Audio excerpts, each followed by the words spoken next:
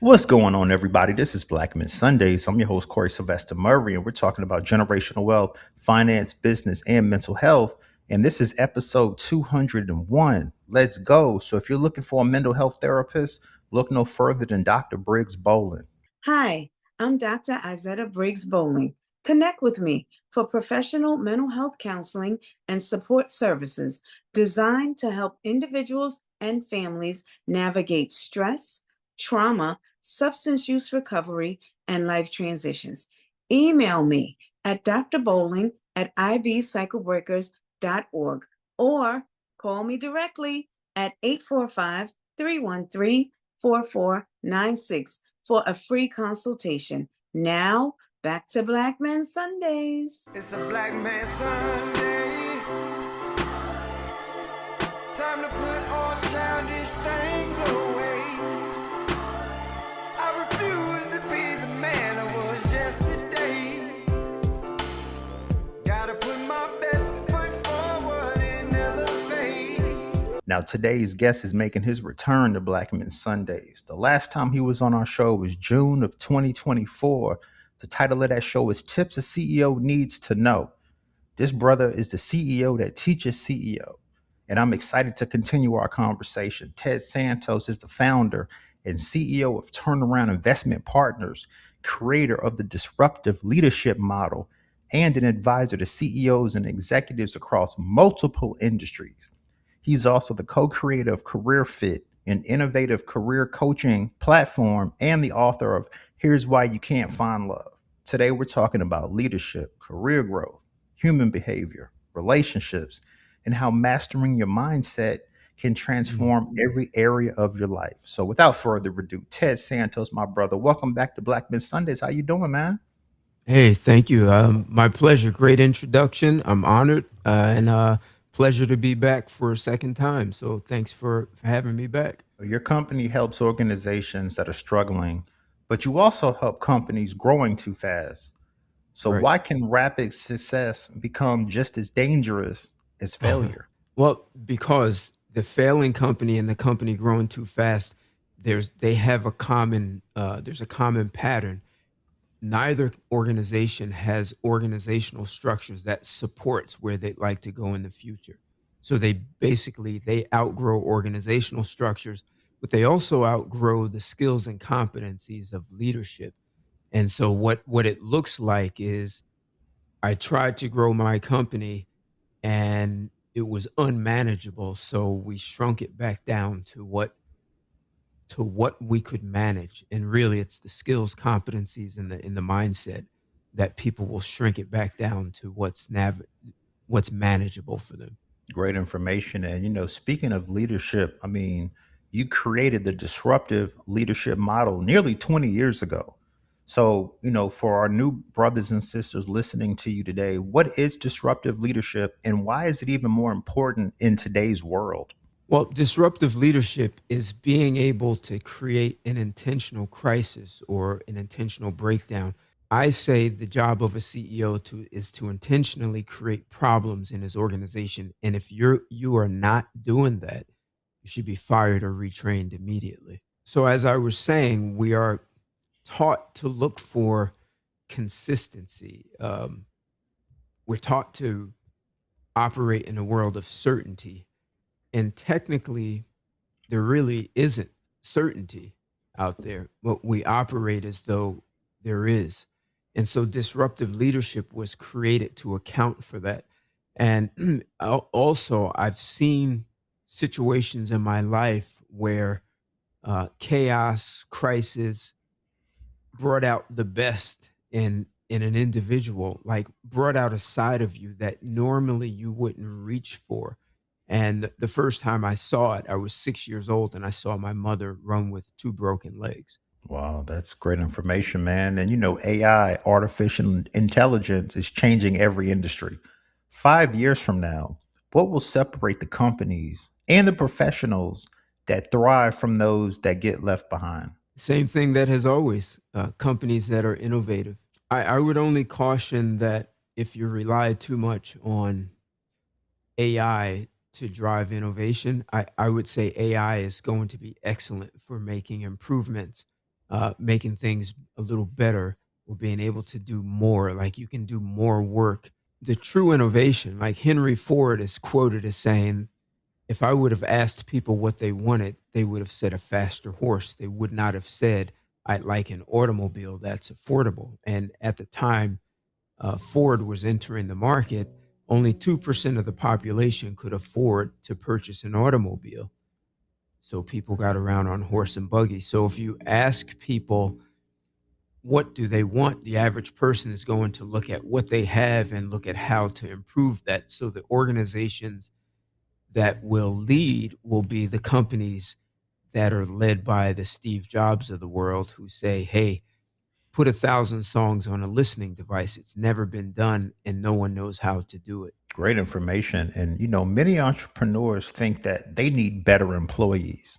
In your experience, how often is the real problem actually the leader? Most of the time, because so I can tell you a great story. I used to do CEO roundtables and I would invite CEOs, sitting CEOs of companies that had revenues between 100 million and 1 billion. And then I would invite mostly former CEOs of Fortune 500s to come in to lead the roundtable discussion.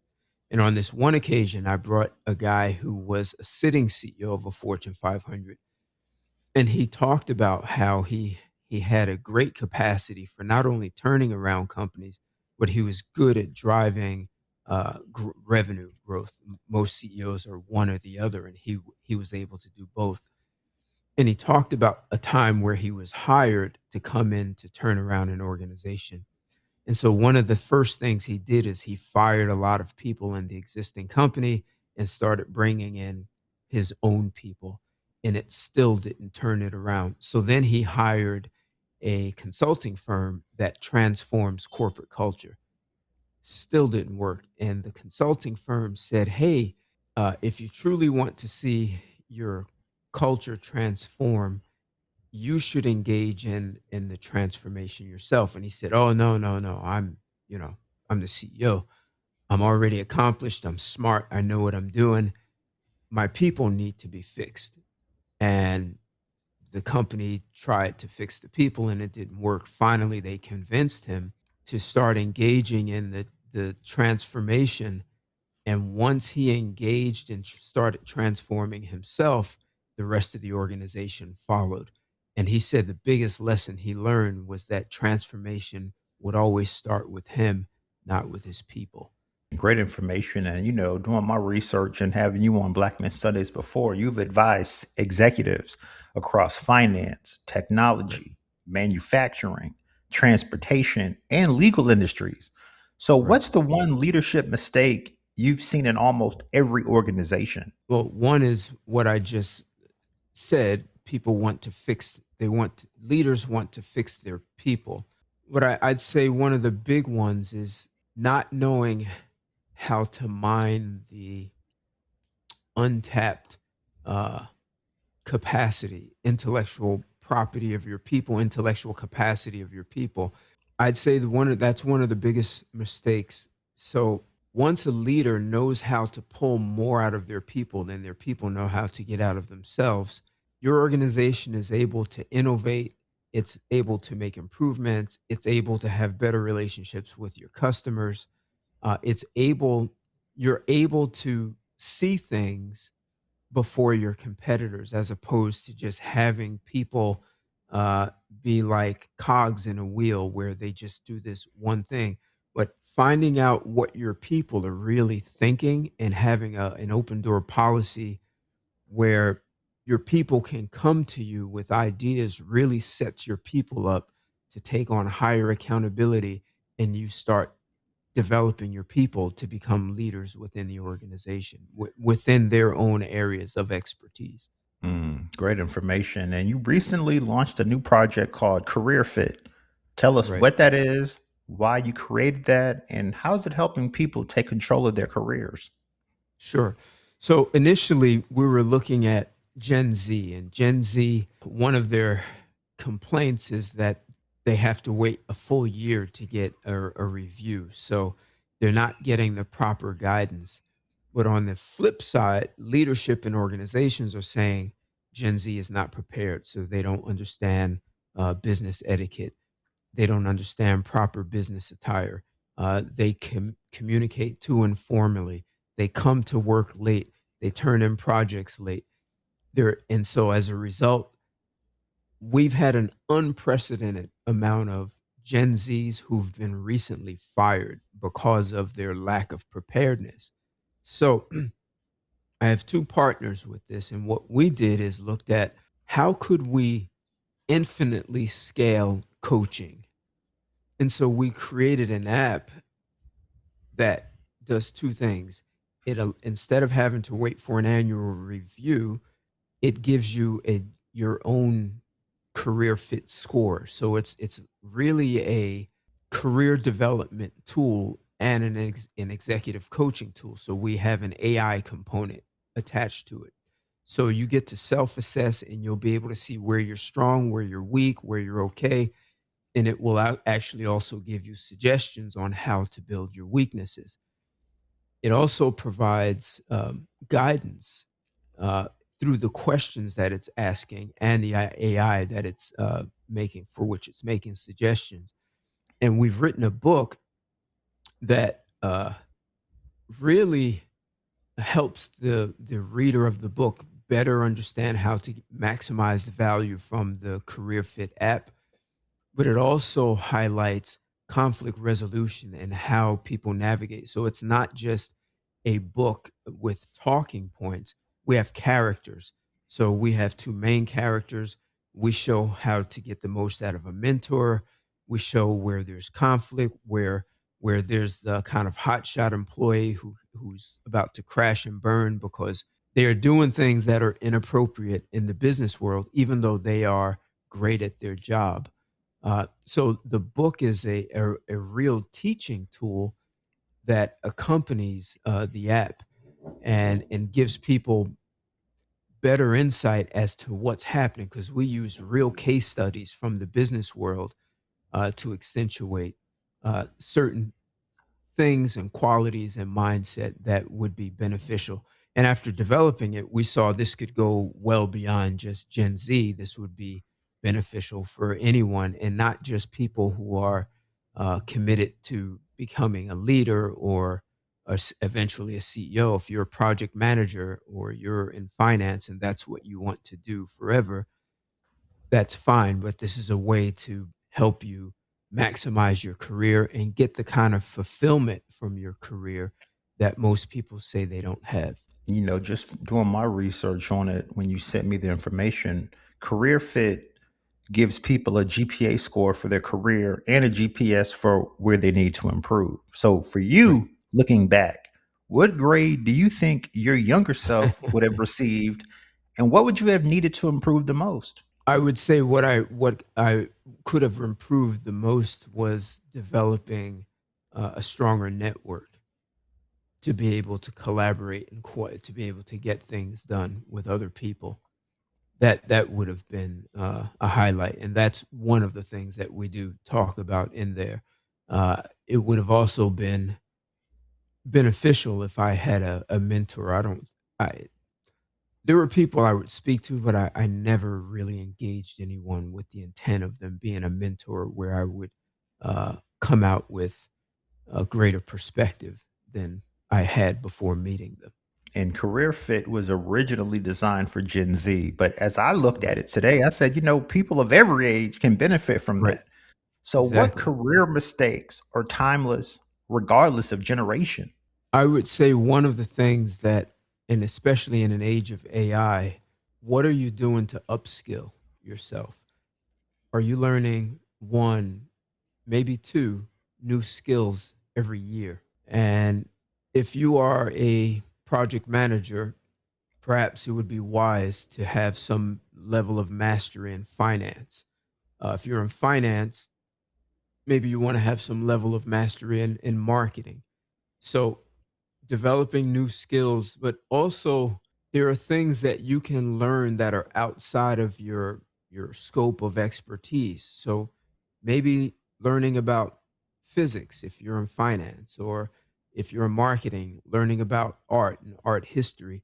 you'd be surprised of the parallels, and also by going outside of your expertise, you're expanding your brain's capacity to think and be able to connect dots. So not only does it add to your own ability to innovate, it makes it easier for you to relate to people from other walks of life, people that you normally would not engage. You've spent decades helping businesses transform. I mean, when you came on my show before, you were the CEO that teaches CEOs, but you Right. also wrote Here's Why You Can't Find Love. Mm. So, what inspired a CEO advisor to write a book about relationships? First, I'm going to say corporate America is losing $300 billion every year on workplace productivity. Do you know why? No, I don't know why. Divorce. Wow. Divorce Mm. and failed relationships. So when someone's going through a divorce, their workplace performance drops by 50 to 75%. So if you look at a 55% divorce rate, that's potentially a lot of people, especially if you're running a large organization.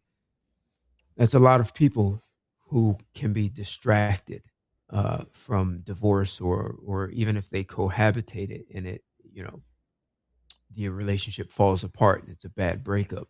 So we kind of take for granted that divorce is that thing over there and we don't have to think about it, except we're literally losing profitability to an organization. If a large percentage of your company is either headed for divorce, in the middle of one, or just coming out of one, they are distracted. And I remember a close friend of mine going through a divorce, and once he completed, he took a 1 year off from work. Now he could afford to do that. Most people cannot afford that. So they clock in, distracted, clock out, and go home. So if your people are not productive, it may be hard to see that the source of that lack of productivity is because of divorce. So you just start laying people off, which then exacerbates it. You don't lay off the people going through a divorce, you randomly lay people off, which then puts pressure on other households, which then can increase the divorce rate. But the whole economy goes into a downward spiral and it affects everyone. And there's another $30 billion that goes direct to the taxpayer, because divorce often it leads to children that engage in crime, social programs, prison. There are all kinds of things that come out of divorce that's costing us as a society, and even mentally, it has people be less.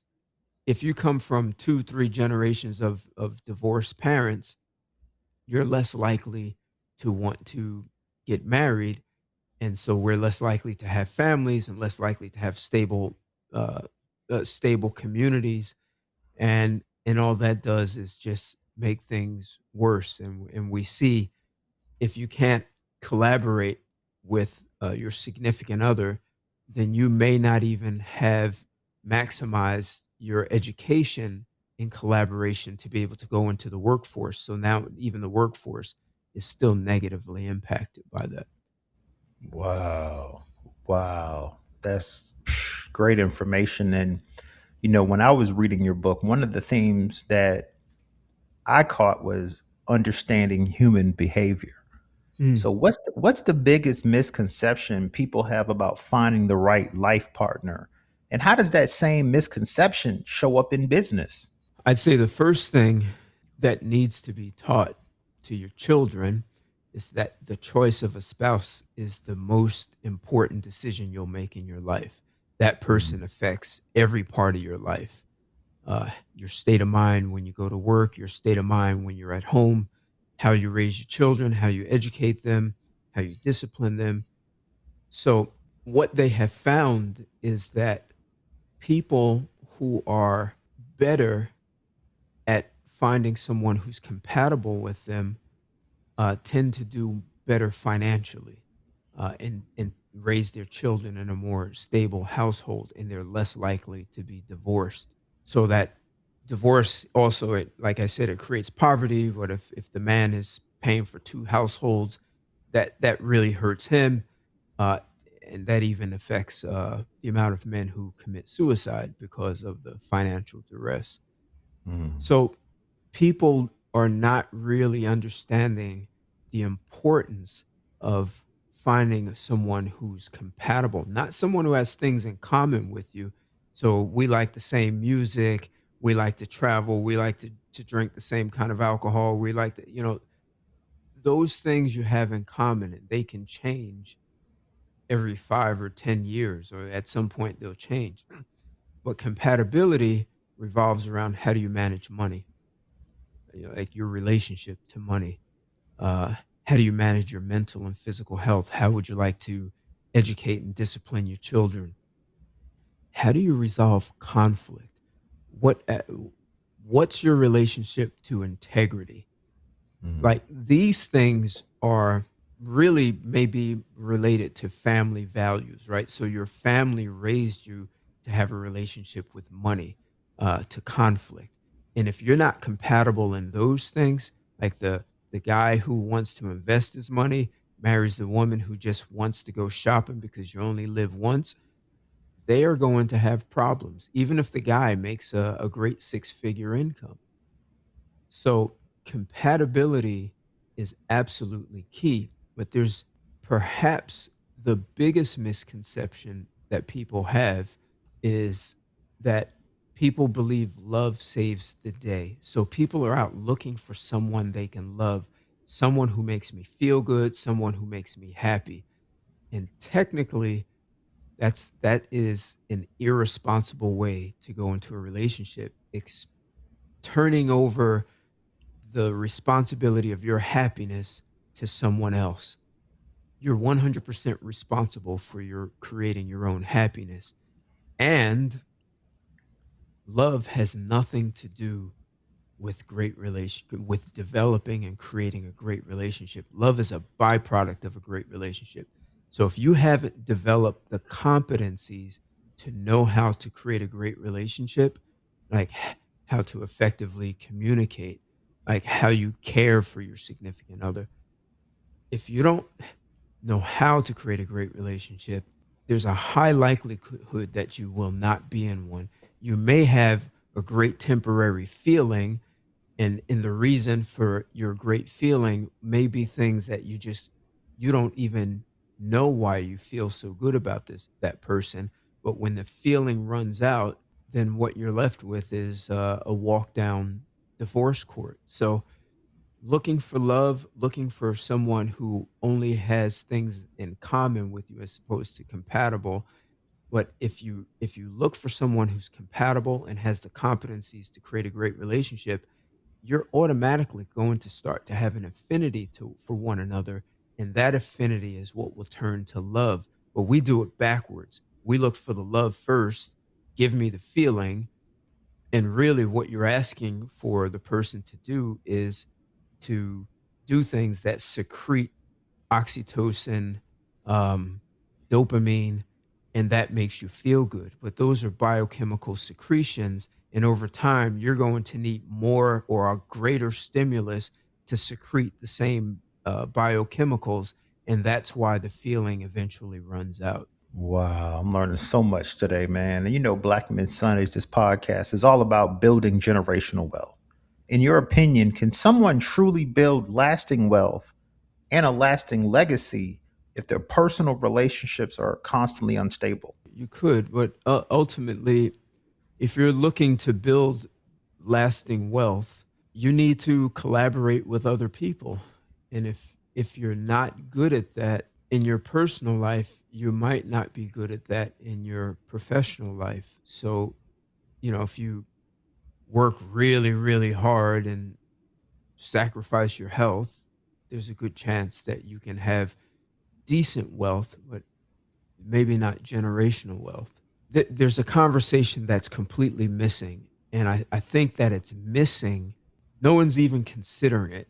So going after generational wealth is great. You can have a job and set up, financial structures to create wealth. But what's missing is generational power. So if you set up generational power, you start thinking in terms of vertically integrating industries. So you create a company that drills oil, and then you create a second company, and you can do this with 10 members of your family and relatives. Your uh, let's say a man and his brother and there's cousins. We drill oil. We create a second company that refines the oil, and then there are about 6,000 products that are derived from oil. You can have other companies to do that. You can have another member set up nationwide gas stations. So what you're doing is creating economic power. You're creating thousands and thousands of jobs, and you're creating organizations that get passed on. These are not the kinds of things that you just sell off. By taking on oil, you now control pricing. So if you were to take on generational power, you now have the power to set a price for the people in your community. And then you replicate that. You look at iron ore. So we own iron ore mines, and then we refine the iron ore, and what we're able to do is to start to create our own tools. We create our own tools for iron ore, for drilling oil, for building out our gas stations. There are lots of things, and you can look at copper mines, but then you also need to think about, well, we have enough land to grow food to feed our workforce, our community.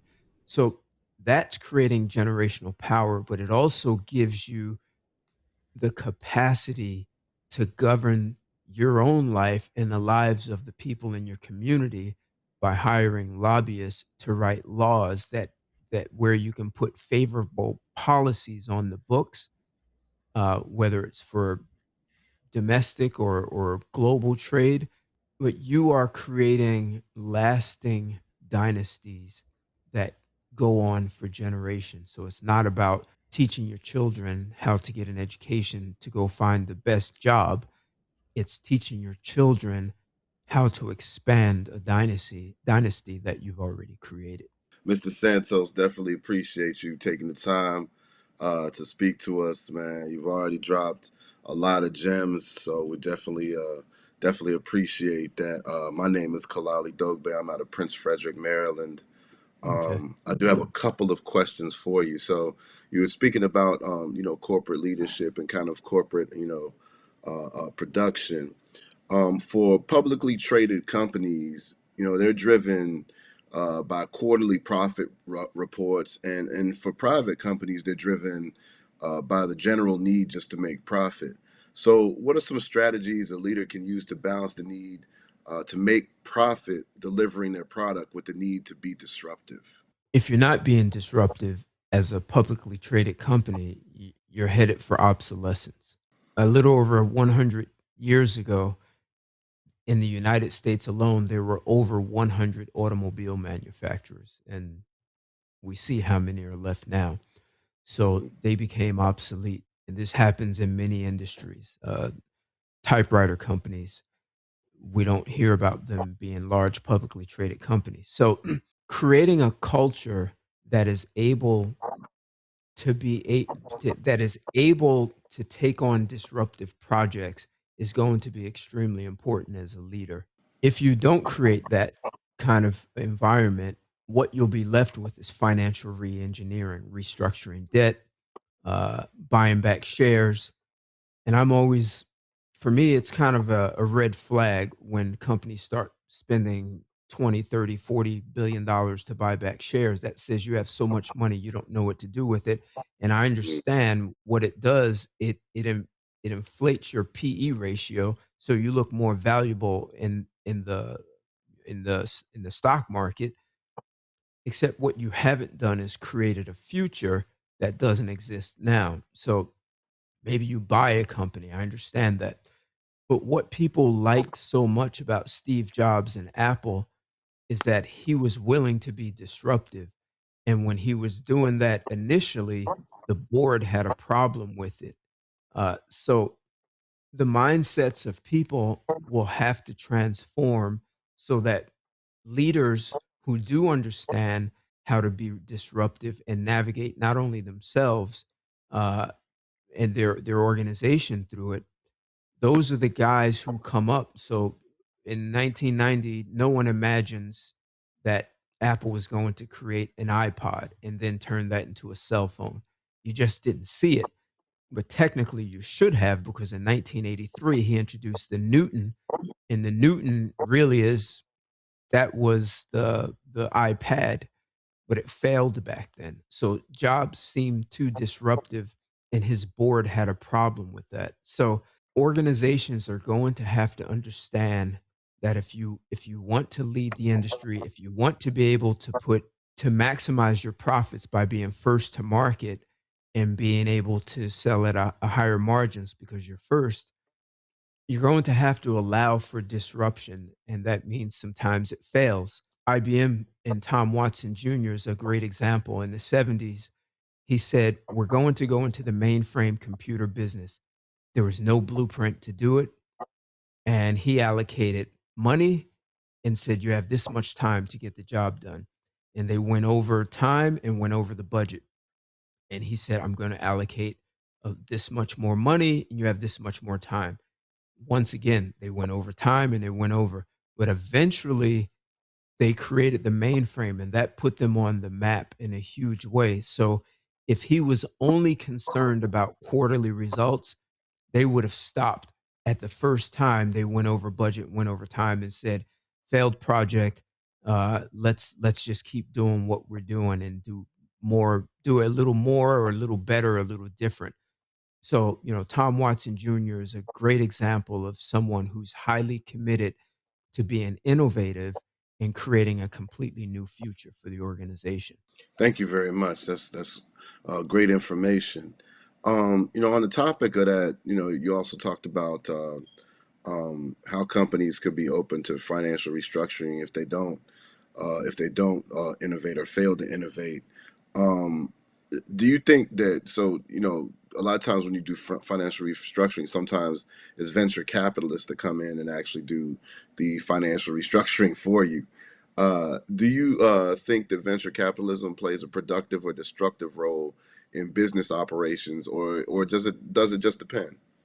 Are you talking like activist investors? Yeah, yeah, like, well, both sides of it, right? So activist investors, that are looking for, a particular, they're supporting a particular agenda within their investment, but then also just like venture capitalists who come in and are looking to like extract profit from failing businesses. Some of the VCs, some people call them vultures, right? So they're they're going in and dismantling the company and selling it off and making profits, right? The parts are Yeah, greater than the whole.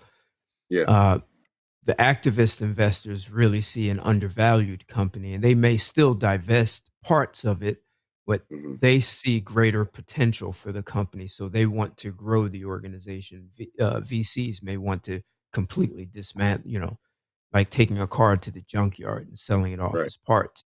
There are mixed reviews, right? There are some companies that uh, kind of belong to the VCs because uh, they did not invest in the future, so they've Hmm. become obsolete.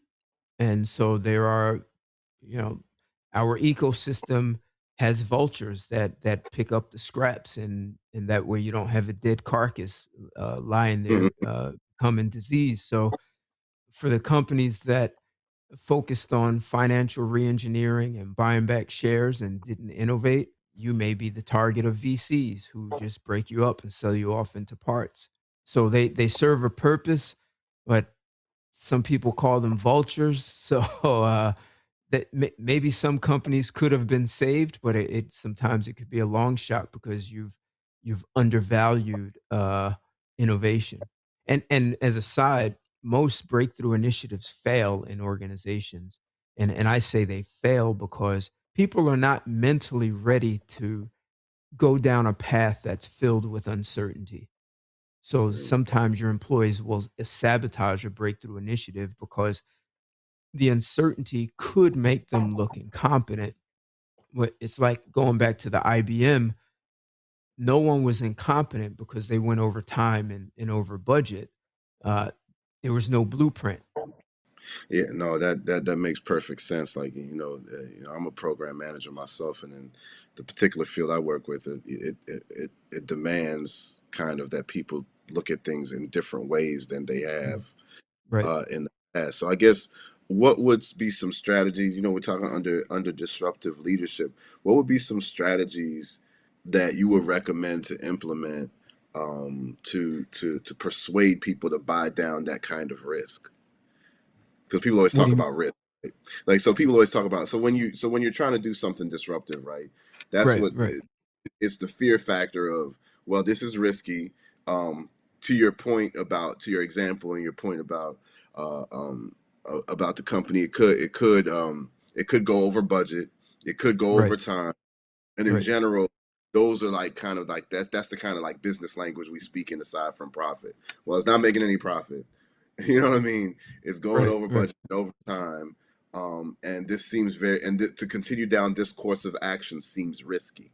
So, as a program manager, as a project leader, as a CEO, what are some strategies that you would recommend to, I guess, kind of help persuade the workforce to kind of manage that risk in a more productive way, I guess I would say. Sure, sure. So one structure that is in organizations is they allow their people to tinker. You're familiar with Yeah. Post-its, right? Do you know the story behind that? No. Okay.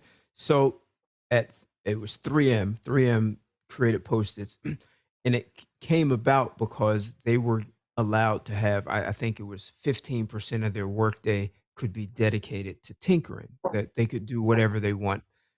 And one of the employees was working on a formula, and he said it was to create the strongest glue in the world, and it failed.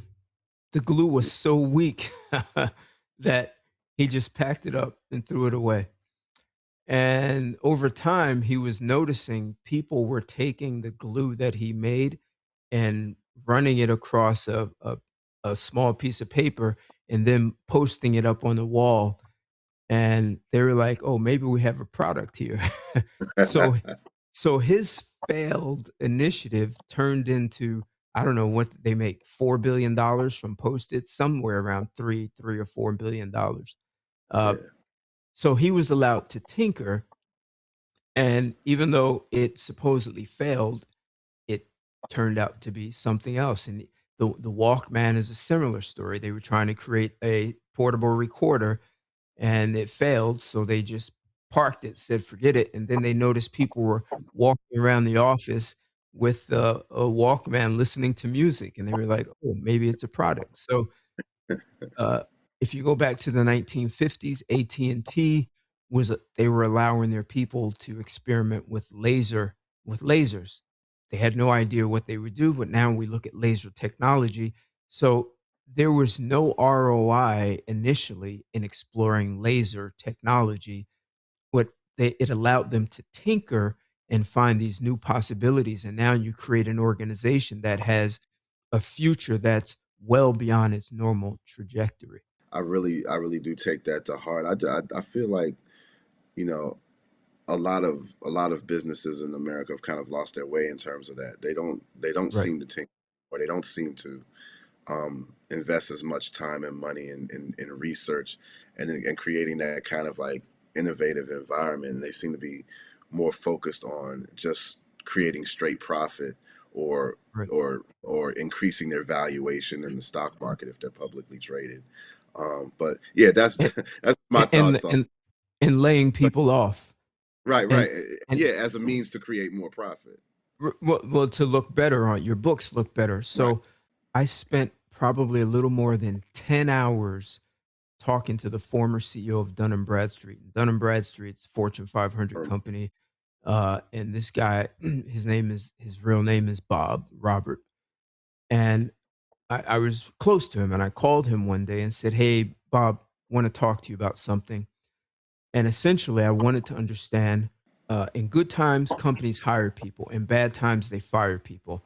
There has to be a rock we haven't looked at that gives us a third, fourth, or fifth possibility as opposed to hiring, firing. Because if D&B lays off 10,000 people, well, you just took car buyers out of the market. So now GM has to lay off people, and that takes home buyers. So the homemaker, the companies that make developers, they have to fire people. That means the washer and dryer companies. So now the entire economy is going into a downward spiral. Right. And so he and I spent it took us maybe 6 or 7 weeks, like at 90 minutes here, an hour there, 2 hours here. And I asked him, you know, you've been in a position where you're a great problem solver, but if for this conversation, you can't just throw an answer at me. We have to peel this down in layers.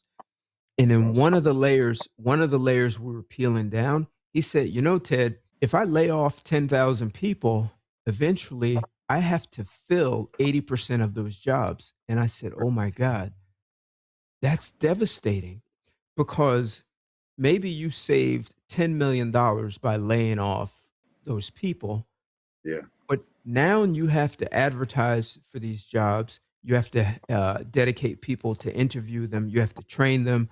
And I said, hypothetically, you saved 10 million and then you spent 30 million to put 80% of those filled 80% of those jobs again. And those new people, some of them are going to quit. They don't work out. They don't have the same relationship with customers as the other employees did. There's I said, and so to hide that poor decision, you now restructure debt and you and you Yeah. buy back shares to hide the fact that it cost me 30 million to save 10 million. How do you see the general attitude of CEOs towards social responsibility and their Mm. impact and the overall impact of their decisions on the nation as a whole as we move in, into this and as we're in the era that we are in right now? So did you hear me talk about the impact of divorce on corporations? Yes, yes, yes. I found that really interesting. That was that's something that a lot of people don't explore is okay, what's Right. going on with people, like, and how does that actually drive down my bottom line? Right. So as it stands, I don't think most people are looking at the correlation between divorce and workplace performance of employees. Part of the Hmm. reason is because the affluent classes, and it doesn't mean you were born into affluence, but the upper classes have a significantly lower divorce rate. Even though we see the Jeff Bezos and the Bill Gates, Hmm. those high profile, but their divorce rate is much lower because they've generally done a better job of choosing someone who's compatible. So they're in the ivory tower, so they may not really understand what the people much lower than them are going through. I think that's a challenge. So one of the things that I see CEOs being very open to is looking for more effective ways to drive innovation, and they're not sure how to do it. So there Right. have been rumblings about how to use intentional crisis, and as it stands, most people are failing at that. If we combine that, if we take that with your question and corporate social responsibility, if you could train your people to be more effective at turning an intentional problem, crisis, breakdown, disruption. So just think of Steve Jobs telling his people, I want you to put 1,000, I want 1,000 songs on a portable listening device. How do we do that? Hmm. You just disrupted the workforce. Right. If you train your people to be effective in the face of intentional disruption, then they're going to be, when you have a pandemic, when you have an economic disruption, when you have a geopolitical disruption, your people have a more nimble mindset. They're going to be less stressed. They're going to be better at managing themselves in the face of conflict, in the face of crisis. But they own that new competency and they take it home. I would say most marriages fall apart because people are not good with conflict resolution. So if you Hmm. train your people to be effective in a face of conflict, what you'll have is a positive impact on the culture of the nation, and you'll drop the divorce rate just by training your people to be powerful in the face of problems, crisis, conflict, disruption. They'll be better at navigating the conversations at home. They'll be they'll be better at distinguishing who's compatible with them in the first place and less likely to marry a mismatch. Uh, and if so, that would be a corporate social responsibility that if Hmm. corporations committed to training their people, not just in product knowledge and being better at finance or project management or marketing, training your people to be better human beings, Hmm. uh, as opposed to trying to make technology a better human being, train your human beings to be better human beings. It will positively impact the culture of the nation, marriage rates, and that $300 billion that's being lost will drop, and you can mitigate the divorce rate and have a more productive organization.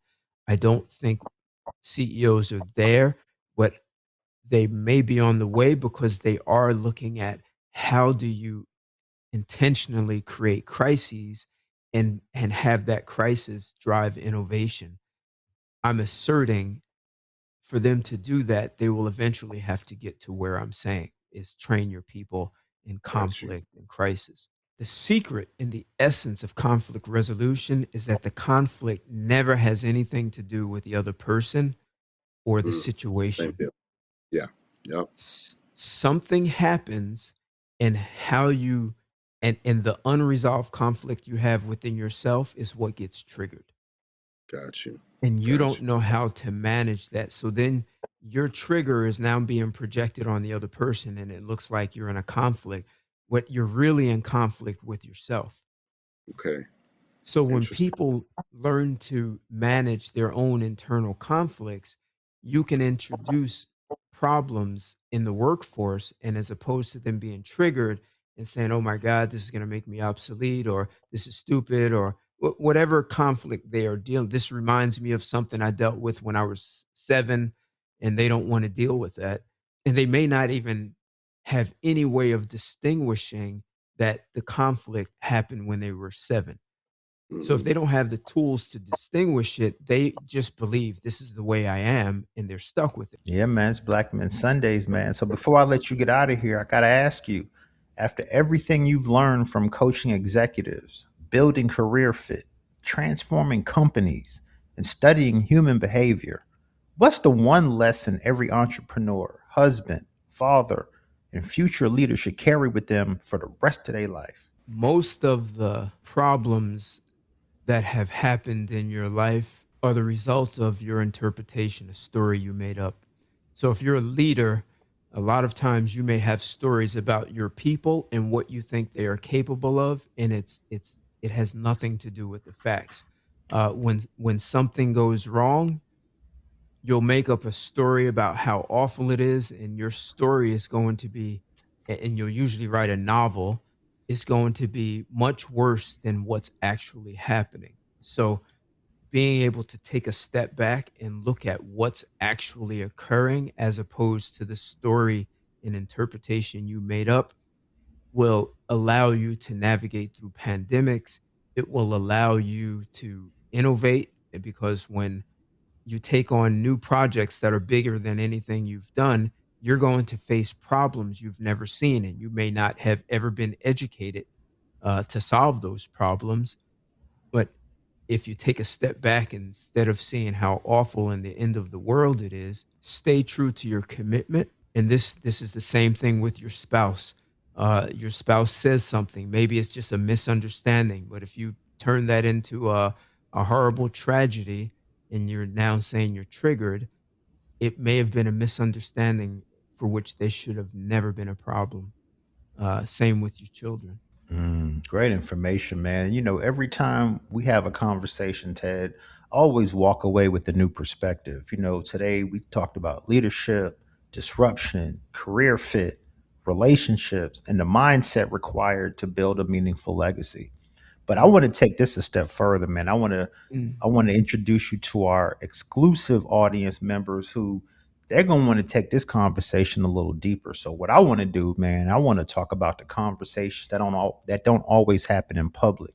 The lessons you've learned from coaching CEOs behind closed doors, the realities of love and relationships, and what success really looks like when the cameras are off. So listeners, if you're listening and you'd like to hear that exclusive conversation, join the Sunday Circle on Apple Podcasts. You'll get 48 hours early access to every episode. So that means you don't have to wait till Sunday to listen. You'll be able to listen on Friday, and you'll get this exclusive bonus conversation every week and access to discussions that you won't hear anywhere else. Just open Black Men Sundays in Apple Podcasts, and you'll see the subscriber only episodes waiting for you. So, Ted, if you're ready, man, let's go on and continue this conversation. It's a Black Man Sunday.